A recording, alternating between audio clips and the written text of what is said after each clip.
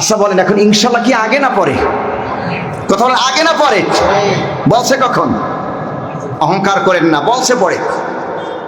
হযরত লোকমানের মনিব বললে, তোমাকে পরীক্ষা করবো তুমি আসলে জ্ঞানী কিনা, তোমার কাছে যে হালাল এবং হারাম, বৈধ এবং অবৈধতার সীমারেখা নির্ধারণ করার জন্য যে মানুষ আসে, আসলে তুমি জ্ঞানী কিনা, আমি তোমার মনিব পরীক্ষা করতে চাই। লোকমান বললেন, মনিব আপনি আমাকে পরীক্ষা করুন, ইনশাআল্লাহ আমি আপনার পরীক্ষায় পাশ করব। সম্মানিত ভাইয়ের আমার, হযরত লোকমানের মনিব তাকে কাছে ডাকলেন, ডেকে বললেন, ও আমার লোকমান, তুমি একটা কাজ করো, একটা বকরি জবাই করো। বকরি জবাই করার পর বকরির সবচেয়ে নিকৃষ্ট যে অংশটুকুন আমার সামনে তুমি রাখো। হযরত লোকমান বকরি জবাই করলেন, নিকৃষ্ট অংশ হিসাবে হৃৎপিণ্ড বা কলিজা তার মনিবের সামনে রাখলেন। কিছুদিন যাওয়ার পর আবার মনিব বলল, ও লোকমান, এবার একটা বকরি জবাই করে সবচেয়ে শ্রেষ্ঠ যে অংশটুকুন আমার সামনে রাখো। লোকমান আবার বকরি জবাই করে হৃৎপিণ্ড বা কলিজা তার মনিবের সামনে রাখলেন। মনিব তাকে জিজ্ঞেস করলেন, ও লোকমান, নিকৃষ্ট অংশ ভালো অংশ হিসাবে রাখতে বললাম, তুমি রাখলে হৃৎপিণ্ড বা কলিজা, তার কারণ কি? মনিব কারণ যখন জানতে চাইছেন, আপনি আমার লোকমানের কাছ থেকে শিখুন বা জানুন। শোনেন ও মনিব, এই হৃৎপিণ্ড বা কলিজা ভালো এবং মন্দ হিসাবে এই জন্য রাখছি, এই হৃৎপিণ্ড বা কলিজাটা যদি ভালো হয় পুরা বকরির দেহটা ভালো হয়ে যাবে। এই হৃৎপিণ্ড বা কলিজাটা যদি খারাপ হয়ে যায়, বকরির পুরা দেহটা খারাপ হয়ে যাবে। হৃৎপিণ্ড বা কলিজা ভালো তো দেহ ভালো, হৃৎপিণ্ড বা কলিজা খারাপ তো দেহ খারাপ। আল্লাহ নবী বলেন, সহিহ বুখারীর বর্ণনা, জেলদে সানিতে এসেছেন, আল্লাহর নবী বলেন, মানুষের দেহের ভিতরে এক টুকরা গোশত আছে, এক টুকরা গোশত আছে, এক টুকরা মাংস আছে। এই গোশত টুকরা যদি ভালো হয় মানুষের দেহটা ভালো হয়ে যাবে, আর গোশত টুকরা যদি খারাপ হয়ে যায় মানুষের দেহটা খারাপ হয়ে যাবে। আর রাসূল সেটা বলছেন, ওয়াহিয়াতুল কলব, সেটা হলো কলব।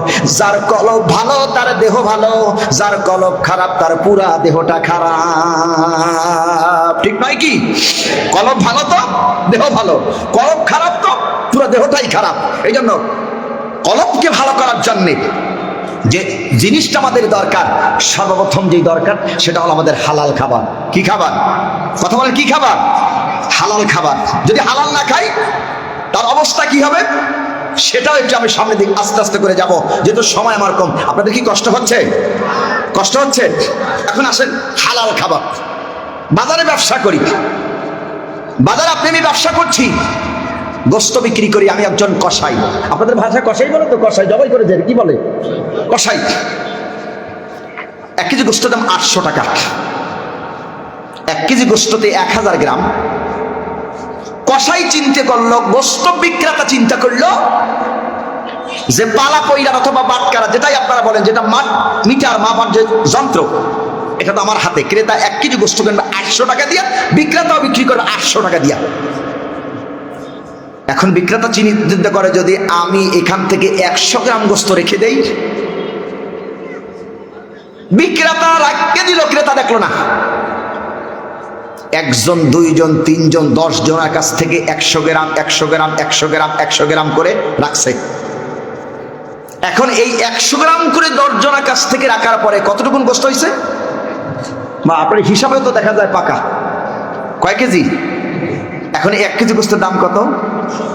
800 টাকা। এখন বলেন, এই যে 10 জন ব্যক্তিকে ফাঁকি দিয়ে 100 গ্রাম করে গোস্ত রেখে 1 কেজি গোস্ত বানিয়ে বিক্রি করলো, যে 800 টাকা পাইলে এই 800 টাকার কত % হালাল আর কত % হারাম? এর থেকে সোজা উদাহরণ আমার কাছে নাই। কতটুকুন হালাল কতটুকুন হারাম বলেন তো? অর্ধেকটা হালাল অর্ধেকটা হারাম। 50% হালাল আর 50% হারাম, নাকি? সবাই বলেন, সবাই বলেন, সবটা কি একেবারে মিয়া মিয়া? 100 কি হালাল, 100 সবাই বলেন, 100 হালাল কি? এটা বুঝছেন আপনারা? এখন এরা কারা? এদের ঠিকানা কোথায়? যারা এই হারাম খায়। সম্মানিত ভাইয়েরা আমার, এরা কারা? আল্লাহ রাব্বুল আলামিন কোরআনুল কারীমের ভিতরে বলেন, এরা কারা? ওয়াইলুল লিল মুতাফফিফিনা আল্লাযীনা ইযা তানু আলান নাসি ইস্তাওফুন। আল্লাহ রাব্বুল আলামিন বলে এরা কারা যখন ওজনে দেয় তখন তারা কম দেয়, এরা হচ্ছেন যখন ওজনে দেয় তারা কম দেয়, আবার যখন মানুষের কাছ থেকে আনে তারা বেশি আনে। ওজনে যখন দেয় তারা কম দেয়, আর যখন তারা আনে তখন বেশি আনে।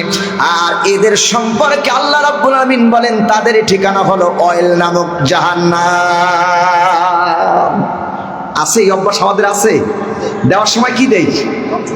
কম দেই, আর আনার সময় কি আনি? এই অভ্যাস কি আমাদের আছে? কতক্ষণ আছে? তাহলে এই অভ্যাস যদি থাকে অভ্যাসকে পরিবর্তন করতে হবে।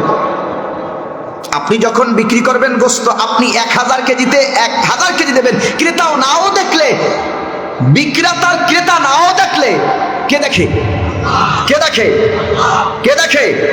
এখন হাদিস শুনাই। সম্মানিত ভাইয়েরা আমার, আল্লাহ নবী মসজিদে নববীর ভিতরে বসা, সাহাবায়ে কেরাম রিদওয়ানুল্লাহি তাআলা আলাইহিম আজমাইন বসা। আল্লাহ রাসূল সাল্লাল্লাহু আলাইহি ওয়াসাল্লাম সাহাবীদের উদ্দেশ্য করে বললেন, মান ইয়াখুযু আন্নি হাউলাইল কালিমাতি ফায়ামালু বিহিন্না ওয়া ইউআল্লিমু মান ইয়ামালু বিহিন্না। কে আছো আমার কাছ থেকে 5টা বাক্য গ্রহণ করবে? কে আছো আমার কাছ থেকে 5টা বাক্য গ্রহণ করবে? মান ইয়াখুযু আন্নি হাউলাইল কালিমাতি। কে আছো আমার কাছ থেকে কিছু বাক্য গ্রহণ করবে? এই বাক্যগুলো নিজে আমল করবে এবং অপরকে আমল করার জন্য তাকিদ দেবে। উপস্থিত সব সাহাবায়ে কিরাম রিদওয়ানুল্লাহি তাআলা আলাইহিম আজমাইনরা বসা। কোন সাহাবী দাঁড়াইতে সাহস পেলেন না। হযরতে আবু হুরায়রা রাদিয়াল্লাহু তাআলা আনহু দাঁড়ায় গেলেন। আবু হুরায়রা দাঁড়াই বললেন, ফাকুলতু ইয়া রাসূল সাল্লাল্লাহু আলাইহি ওয়াসাল্লাম, হে আল্লাহ রাসূল, আমি এই 5টা বাক্য, এই কালেমাগুলো শিখতে চাই, নিজেও আমল করব এবং অপরকে আমল করাবার জন্য তাগিদ দেব। সুবহানাল্লাহ বলেন। খুব গুরুত্বপূর্ণ হাদিস, তিরমিজির হাদিস কিতাবুল জুহুদ থেকে শোনাচ্ছি। রাসূল বসা, সাহাবীরা বসা। হুজুর বলছেন, কে আছো 5টা বাক্য আমার কাছ থেকে গ্রহণ করবে? 5টা বাক্য, 5টা কালেমা কে আছে আমার কাছ থেকে বাক্য গ্রহণ করবে? কে আছে আমার কাছ থেকে এই বাক্যগুলো গ্রহণ করবে? কেউ দাঁড়ালো না। দাঁড়ালো একজন সাহাবী, যার নাম হযরত আবু হুরায়রা রাদিয়াল্লাহু তাআলা আনহু। এখন এই আবু হুরায়রা দাঁড়ালেন কেন? আবু হুরায়রা দাঁড়ালেন, আবু হুরায়রা চিন্তা করছেন, আল্লাহ রাসূলের প্রত্যেকটি কথা আমার জন্য বড় কল্যাণকর, প্রত্যেকটি কথা আমার জন্য বড় বরকতময়, প্রত্যেকটা হাদিস আমার জীবনের জন্য বড় বরকতময়। রাসূলের প্রত্যেকটা কথা মানুষের জন্য কল্যাণকর, ঠিক কি না? কার কথা? আল্লাহ এবং আল্লাহ রাসূলের কথা প্রত্যেকটা মানুষের জন্য কি কল্যাণকর। আবু হুরায়রা বিড়ালের পিতা। এই আবু হুরায়রা বলছেন, আমি এই বাক্যগুলো গ্রহণ করব। সম্মানিত ভাইয়ের আমার, আবু হুরায়রা দাঁড়ায় গেলেন, বললেন, হ্যাঁ বাক্য গ্রহণ করব। আল্লাহর নবী মুহাম্মদ রাসূলুল্লাহ সাল্লাল্লাহু আলাইহি ওয়াসাল্লাম ফাখাযা বিয়াদি ফাদা খামসান। এরপর আবু হুরায়রার হাতটা আল্লাহর নবী ধরলেন, ধরে বললেন, ইত্তাকিল মাহারিমা তাকুন আবাদান নাস। ও আবু হুরায়রা, 1 নম্বরে তুমি হারাম থেকে বেঁচে থাকো। হারাম থেকে বেঁচে থাকলে তুমি একজন মানুষের ভিতরে আবেদ বান্দা বলে গণ্য হবে। সুবহানাল্লাহ বলেন। 1 নম্বর বলেন ইত্তাকিল মাহারিমা। ও আবু হুরায়রা, আল্লাহকে ভয় করো আর হারাম থেকে বেঁচে থাকো, তাহলে তুমি একজন আবেদ বান্দা বলে গণ্য হবে। দেখছেন আল্লাহ রাসূলের কথা, ইত্তাকিল মাহারিমা তাকুন আবাদান নাস।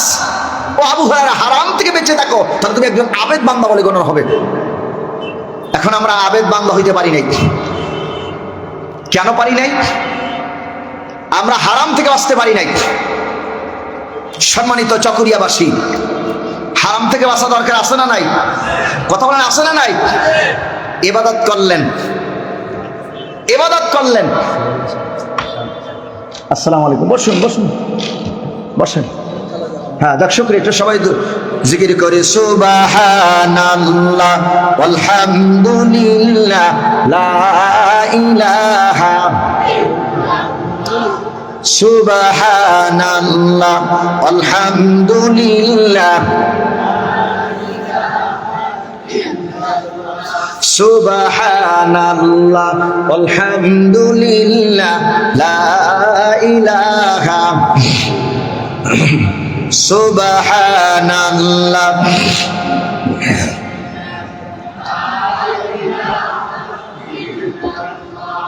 সুবহানাল্লাহ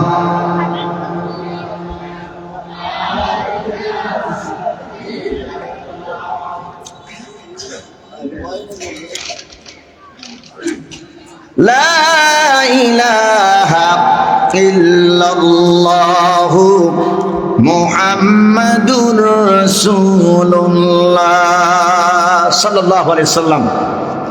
আলহামদুলিল্লাহ চেয়ারম্যান সাহেব না, যাক আলহামদুলিল্লাহ চেয়ারম্যান মহোদয় আমাদের মাঝে এসে পৌঁছেছেন, বলি আলহামদুলিল্লাহ। সম্মানে আল্লাহ তাআলা নেক হায়াত তয়্যিবা দান করুন।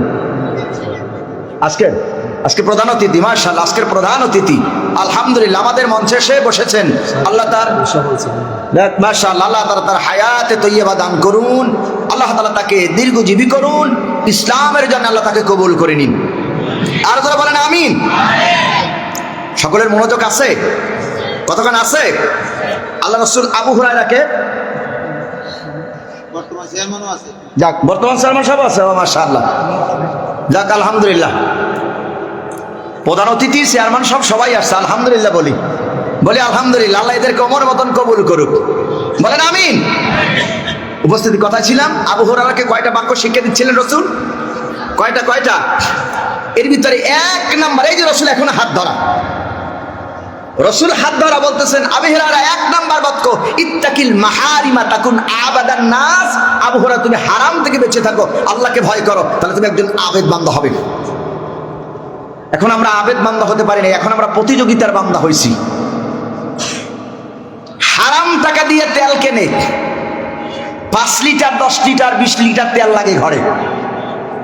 স্যার হোস্টেলে বসে গল্প করে আমার স্ত্রী প্রতি মাসে 20 লিটার তেল লাগে। টাকা হালাল না হারাম? কথা বলেন, হালাল না হারাম? হারামের প্রশংসা করছে। কত টাকা লাগে? 20 লিটার তেল লাগে, হারামের প্রশংসা করছে। হালাল অল্প খাও, আল্লাহ বরকত দেবে, 20 লিটার খেও না। ওই হারামে কি আছে সামনের দিকে আলোচনা আসতেছে, শান্তি পাওয়া যাবে না। রাসূল বলছেন আবেদ বান্দা হইতে এক নম্বরে ছেড়ে দাও হারাম ছেড়ে দাও, আল্লাহকে ভয় করো, তাহলে তুমি একজন আবেদ বান্দা হবে। এখন এত ইবাদত বন্দেগী করি, দোয়া কবুল হয় না কেন? ভাইয়ের আমার, আমরা যত তাফসীর মাহফিল করি না কেন, ওয়াজ মাহফিল, সিরাত মাহফিল, মিলাদ মাহফিল যতই করি না কেন, মসজিদ মাদ্রাসা খানকা যতই তৈরি করি না কেন, তাহাজ্জুদ গুজার হই না কেন, রোজা ইবাদত বন্দেগী যা করি না কেন, দান সদকা যত করি না কেন, কবুল আল্লাহ তাআলার দরবারে হবে না। কেন কবুল হবে না? যতক্ষণ পর্যন্ত টাকাটা আমার হালাল না হবে। আল্লাহ নবী বলেন ইবাদতের এক নম্বরে মগজ হলো হালাল খাবার। যার হালাল খাবার আছে তার দোয়া আল্লাহর দরবারে কবুল হবে। যার টাকা হালাল না তার দোয়া আল্লাহর দরবারে কবুল হবে না। খুব গুরুত্বপূর্ণ পয়েন্ট। হাজী সাহেব হজ করতে গেছে কাবায়। এখানে কি দু একজন হাজী সাহেব আছেন না? আছেন? আবার আপনারা রাগ করেন, আমি কিন্তু আপনাদের দলের লোক। আপনারা রাগ করেন, আমি কিন্তু আপনাদের দলের লোক। হাজী সাহেব কাবায় যায়, কাবায় গিয়ে কান্দে, রব্বানা যালামনা আনফুসানা ওয়া ইল্লাম তাগফির লানা ওয়া তারহামনা লানাকুনান্না মিনাল খাসিরিন। রব্বানা, হে আমার প্রতিপালক, যালামনা, জুলুম করেছি আমার আত্মার উপরে, ওয়া তারহামনা, তুমি যদি এখন রহম না করো, আর রহম করলে হবে না, রহম করবা, করুণা করবা, দয়া করবা, নইলে পরে লানাকুনান্না মিনাল খাসিরিন, ক্ষতিগ্রস্ত হয়ে যাব।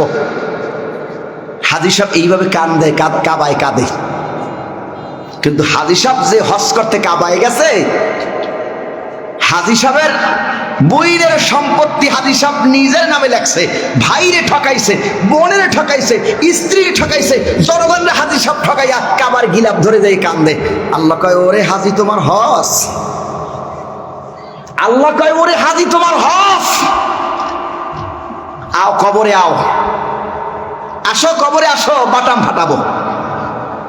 বক্তা তুমি হজ করো দেশে দেশে, ও বক্তা তুমি দেশে দেশে হজ করে বেড়াও, স্ত্রীর হক দাও না। ও বক্তা জনগণের তুমি হক দাও না। ও বক্তা তুমি তোমার বুইনের হক নষ্ট করে খেয়েছো, কাবায় আসছো হজ করতে। বক্তা আও বক্তা তোমার বাটাম ফাটাবো। বুঝতেছেন কি আমার কথা? কথা কার? হকুল্লাহ, একটা হলো আমার আল্লাহর হক, আর একটা হকুল আদ, বান্দা হক। আল্লাহর হক নষ্ট করলে আল্লাহ চাইলে মাফ করে দিতে পারেন, নাও দিতে পারেন, কিন্তু বান্দার হক নষ্ট করলে যতক্ষণ পর্যন্ত বান্দা না মাফ করবে ততক্ষণ আল্লাহ মাফ করবে না। আসি আমরা এরকম বান্দার হক নষ্ট করি? আসি আসি কতক্ষণ আসি? এই যে বান্দার হক নষ্ট করে খাইলেন আপনি, এটা হালাল না হারাম? কতক্ষণ হালাল না হারাম? এখন হালাল দিয়ে যদি খাইতেন হজ করতেন, কবুল হইতো। এই যে বান্দার হক নষ্ট করে আপনি কাবায় গেছেন, আল্লাহ কবুল করবে? আপনার মনে রাগ করতেছেন আমার কথায়? আমার সাবজেক্টটা কিন্তু হালাল এবং হারাম, আমার সাবজেক্টটা হালাল এবং হারাম। তার মানে সুদ ঘুষ এই সম্পর্কে আমাকে আলোচনা দিয়েছে। আমার আলোচনা অনেক লম্বা, কেবল শুরু করতেছি সূরা ফুরকান।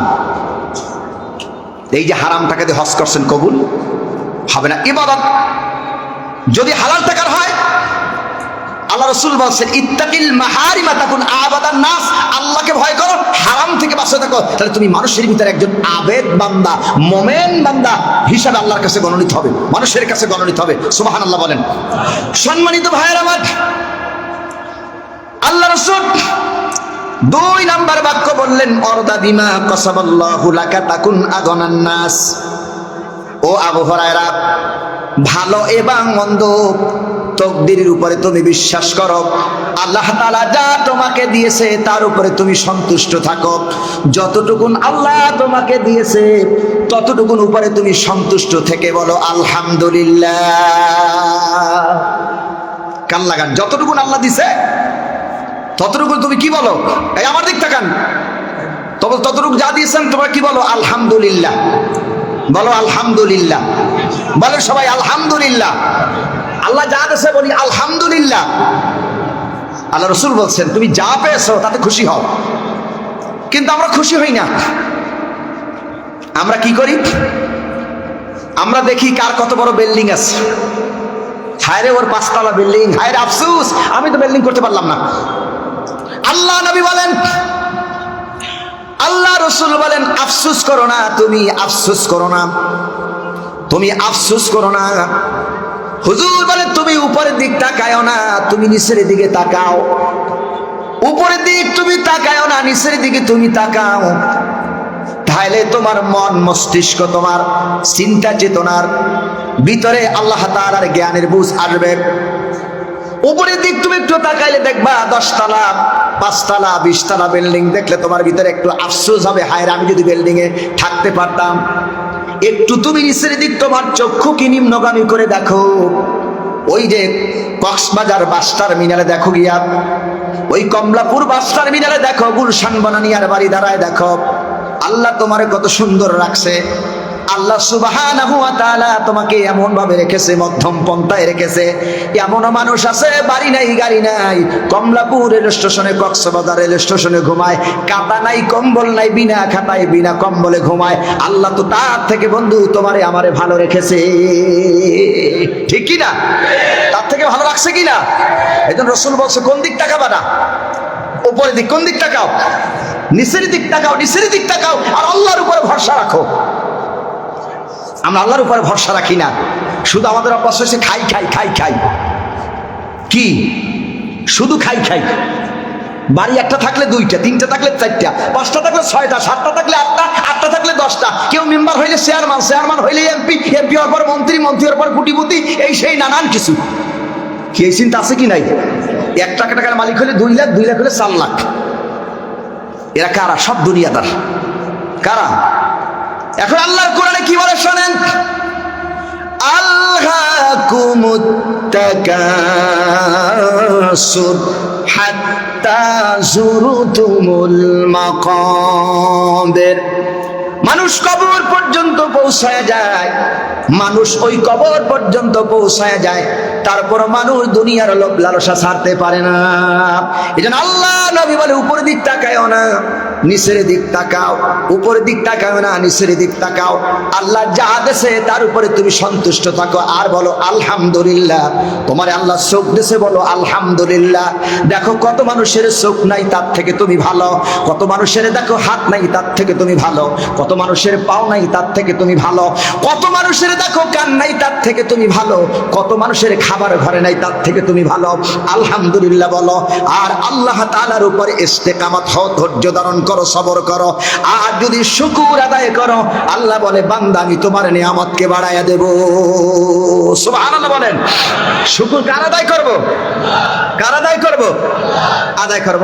আর আমরা শুধু শুকর আদায় করি না, যা পাই বড় বড় মাছ খাই, কক্সবাজার সমুদ্রের শুটকি খাই, কত কিছু খাই, খাওয়ার পর আল্লাহ শুকর আদায় করি না।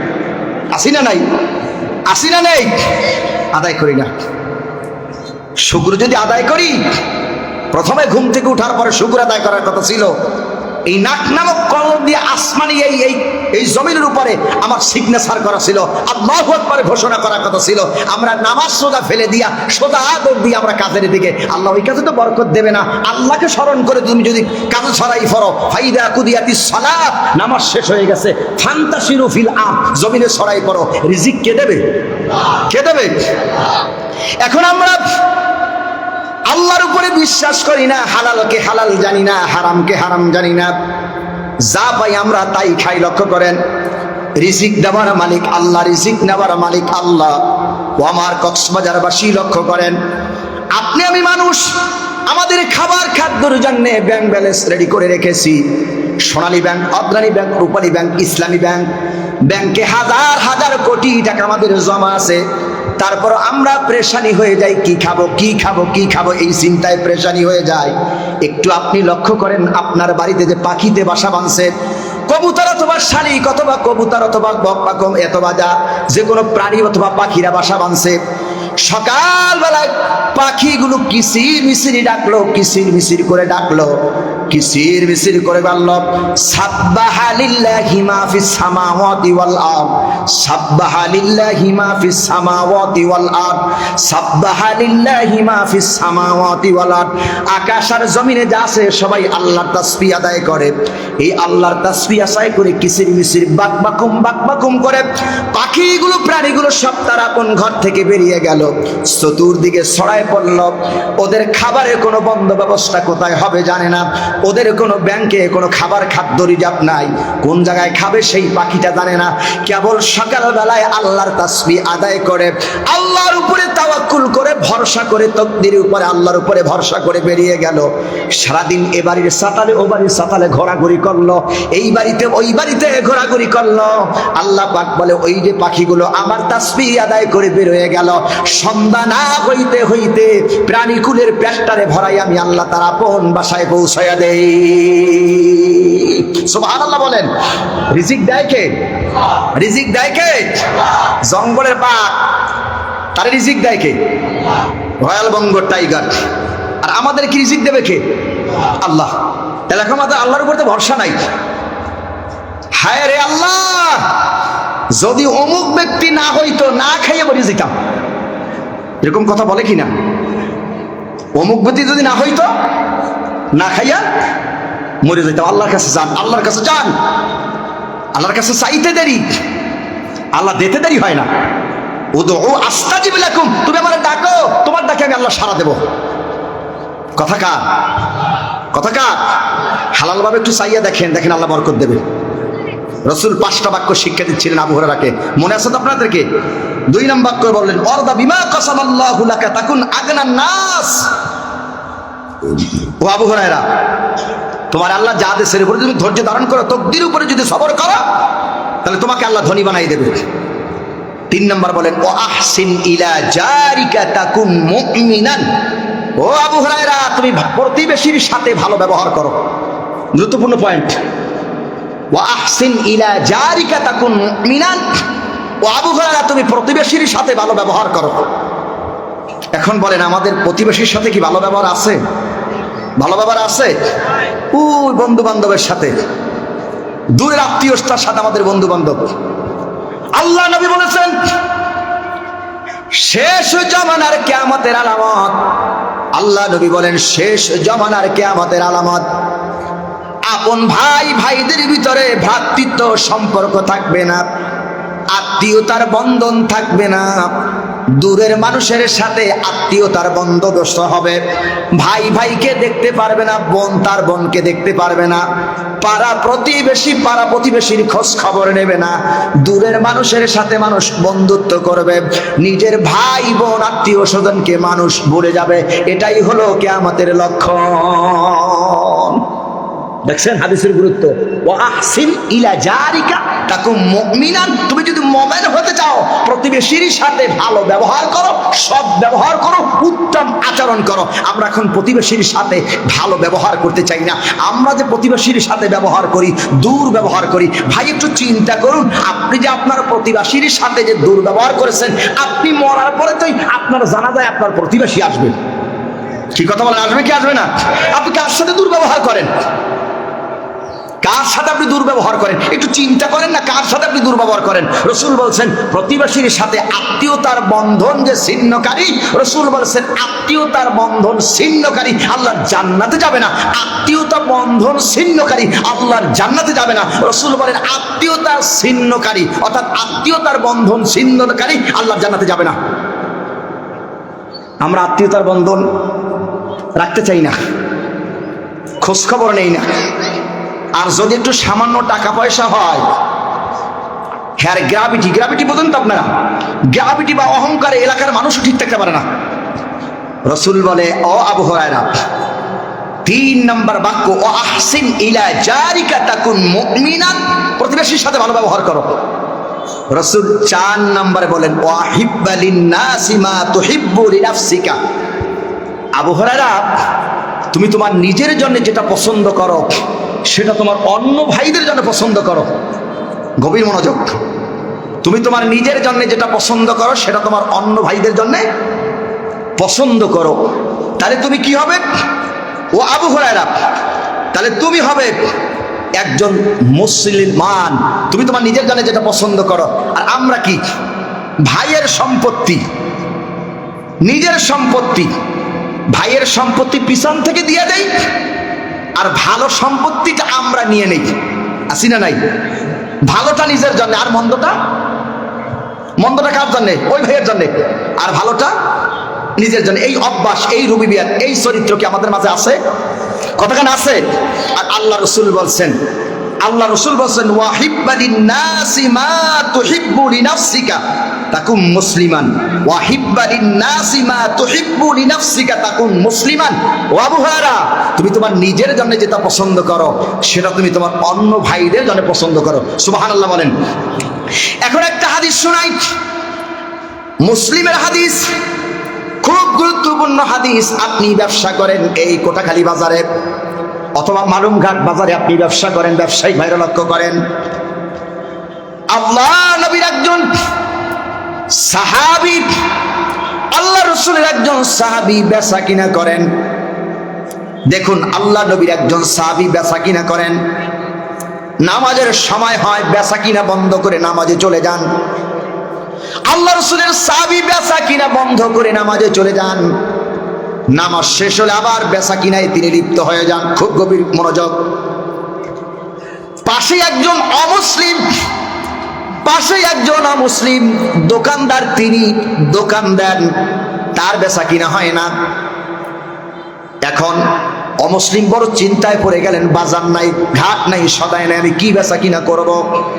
আমার বাড়িতে তো খাবার খাদ্যের বন্ধ ব্যবস্থা হবে না, আমার দোকানে তো বেচা কিনা হয় না। এইবার ওই আল্লাহ রসুলের সাহাবী বেচা কিনা হয়ে যাওয়ার পর, তার যখন বেচা কিনা হয়ে যায়, দোকানে যে আগত লোকজন আসে তাদেরকে বলে, তোমরা যাও ওই যে পাশের ভাইদেরকে দেখা যায় ওই দোকানে তোমরা যাও, ওখান থেকে সদাই করে তোমরা বাড়ির দিক চলে যাও। আর আমরা হইলে আসসালামু আলাইকুম ওয়া রাহমাতুল্লাহ, নারায়ে তাকবীর, নারায়ে তাকবীর। আলহামদুলিল্লাহ, আলহামদুলিল্লাহ। ভালো আছেন? সবিল্লাহ জিহাদি সাহেব আমাদের মাঝে এসে পৌঁছে গেছেন, আলহামদুলিল্লাহ বলেন, সবাই বলেন আলহামদুলিল্লাহ। রাসূল বললেন তুমি তোমার নিজে ভাই একটু বসো, একটু সময় নি ভাই, হ্যাঁ একটু যাক, আলহামদুলিল্লাহ। বন্ধুবার মাওলানা সাহেব চলে আসছেন, আলহামদুলিল্লাহ আলহামদুলিল্লাহ। অনেক আমাদের আলোচক এবছর যারা আলোচক সিলেক্ট করছে আলহামদুলিল্লাহ, সবাই আলহামদুলিল্লাহ বাংলাদেশের খুব নামি দামি সুনামধন্য আলোচক, বলেন আলহামদুলিল্লাহ। রাসূল সাল্লাল্লাহু আলাইহি ওয়াসাল্লাম বলছেন তুমি তোমার নিজের জন্য যেটা পছন্দ করো, অপর ভাইয়ের জন্য তুমি সেটা কি করো, পছন্দ করো, তাহলে তুমি একজন মুসলমান হবে। কিন্তু আমরা সেটা পছন্দ করতে পারি না। আমি আমার নিজের বেলায় 16 আনা আর অপরের বেলায় আমি হলাম 4 আনা। কি বাস্তব কিনা? 5 নম্বর বাক্য বললেন আল্লাহ রাসূল বলেন ওয়ালা তুকসিরিদ দাহিকা ফাইন্না কাসরাতাদ দাহিকি তুমিদুল কলব। আল্লাহ রাসূল বললেন ও আবু হুরায়রা বেশি তুমি হেসো না, বেশি তুমিদুল কলব, তাহলে কলবটা মরে যাবে। আল্লাহ নবী বলছেন লাউ তাআলামুনা মা আ'লাম লাদাহিকতুম কলিলা ওয়ালা বাকাইতু, তাহলে কম কম হাসতে, বেশি বেশি করে কাঁদতে। রাসূল বলে তাহলে তোমরা যদি আমার মতো জানতে তাহলে বেশি বেশি করে কাঁদতে, তোমরা কম কম করে হাসতে। রাসূল বলছেন বেশি হাসলে মানুষের কলবটা মরে যায়। মানুষ হাসলে কি মরে? আমরা এখন হাসি কম আর কাঁদি বেশি নাকি? আমরা কাঁদি কম হাসি, কথা বলেন, কাঁদি কম হাসি বেশি। বেশি হাসলে কি মরে? কলবটা মরে যায়। হাসি বেশি কেন? আমরা হাসি বেশি কেন? আমরা জাহান্নামের দিকে অবধারিত হয়ে যাচ্ছি। কিন্তু আমাদের ভিতরে হালাল আর হারাম নাই, হালাল আর হারাম নাই। হারাম টাকার খুব প্রশংসা করে। গতকালকে এক জায়গায় আমি মাহফিল করেছি, গতকালকে আমার টাঙ্গাইল এক জায়গাতে মাহফিল ছিল, মির্জাপুরে। নাম বলবেন, এক লোক মন্ত্রণালয় চাকরি করতো, শুনছেন আমার কথা? মন্ত্রণালয় চাকরি করতো। তখন বললো হুজুর এই যে লোক দেখছেন হাজী সাহেব মানুষ, দেখতেও খুব মোটা সোটা, খুব মোটা সোটা দেখতে। হুজুর তার ঢাকায় বাড়ি হলো 4টা আর এই টাঙ্গালে বাড়ি হলো তার 4টা। টাকার যে কত আছে তার অভাব নাই। আমি জিজ্ঞেস করলাম তার বেতন কত ছিল? কয় সামথিং, বেশি কিছু না, অল্প বেতন ছিল। তাহলে টাকাগুলো কোত্থেকে কামাইছে? কয় হুজুর বোঝেন না। কোত্থেকে কামাইছে হুজুর বোঝেন না? কুকুর চেনেন তো আপনারা? কুকুর, কতক্ষণ কুকুর চেনেন তো আপনারা? আচ্ছা কুকুরে বাচ্চা দেয় কয়টা? কুকুরে বাচ্চা দেয় কয়টা? 8টা 10টা বাচ্চা দেয়, দেয় কি না? আচ্ছা কুকুরে যতগুলো বাচ্চা দিল সবগুলো কি বাঁচে? কতক্ষণ বাঁচে?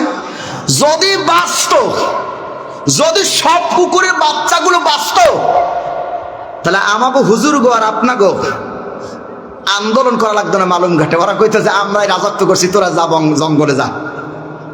যেমনে পাইকারি দরে হয়, পাইকারি দরে মরে। কুকুর হালাল না হারাম?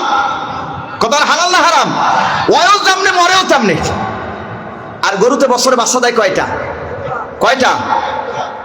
একটা বাচ্চা দেয়। গরু আমরা মুসলমানরা যেভাবে কোরবানি দিয়ে আর খাই, বাজারে গেলে দেখবেন গোস্ত শুধু ব্যাগ ভরিয়েই দেয়। গরুতে কি আছে? বরকত আছে, হালাল। লাস্ট মেসেজ এটাই দিচ্ছে, হালাল খান বরকত হবে, হারাম খাবেন ঘুম আসবে না। 5 স্টার হোটেলে ঘুমাবেন, গুলশান বানানি আর বাড়ি ধারায় ঘুমাবেন। ঔষধ খাই ঘুমার পর ছাদের থেকে যদি ইঁদুর লাফ দিয়ে পড়ে, মনে মনে পড়বে, মোর ভাববে মনে হয় যে কোন দিক থেকে যেন বোমা আসতেছে, গুলি আসতেছে, বুক ঝাঁঝরা করে দেবে। হালালে শান্তি হয়, হারামে শান্তি হয় না। এই জন্য আমরা হালাল খাবো ইনশাআল্লাহ, বলেন ইনশাআল্লাহ। এখন বলেন সুদ খাওয়া হালাল না হারাম? হালাল না হারাম? ঘুষ খাওয়া হালাল না হারাম? কিন্তু এখন এটা বলছেন হারাম, এটা বোঝেনও হারাম। কিন্তু প্রত্যেকের বাড়িতে যদি এখন আমরা তালাশ করে খুঁজি, তাহলে দেখবেন হারাম আছে না নাই? আমরা হারাম ছেড়ে দেবো ইনশাআল্লাহ। লাস্ট মেসেজ সূরা ফুরকান থেকে আপনাদেরকে দিচ্ছিলাম। কোরআনের 1 নাম হরফ ফুরকান। আল হালালু বাইয়িনু আল হারামু বাইয়িনু। হালালও স্পষ্ট, হারামও স্পষ্ট। আমরা হালাল এবং হারাম জেনে চলবো, বলি ইনশাআল্লাহ, বলি ইনশাআল্লাহ। 5 ওয়াক্ত নামাজ আমরা আদায় করব। যেটা আমাদের আলোচক চলে আসছেন, আলোচনা করবেন। হুজুরের হক নষ্ট করা এটা আমার জন্য শোভনীয় হবে না। বন্ধু মানুষ তো একটু ক্ষমা দৃষ্টিতে দেখবেন, যেহেতু আসার পরে আর কথা বলি না। যতটুকু কথা বললাম আমাকে সহস্রতা সকলকে আল্লাহ আমল করা তৌফিক আল্লাহ দান করুক। সবাই বলেন আমিন, আরো জোরে বলেন আমিন। অনেক দূর থেকে এসেছি, আপনারা আছেন, ধৈর্য সহকারে বসেন। আল্লাহ তাআলা আমাদের সকলকে কবুল করুক। জোরে বলি আমিন। ওমা আলাইনা ইল্লাল বালাগ। আসসালামু আলাইকুম ওয়া রাহমাতুল্লাহি ওয়া বারাকাতুহু।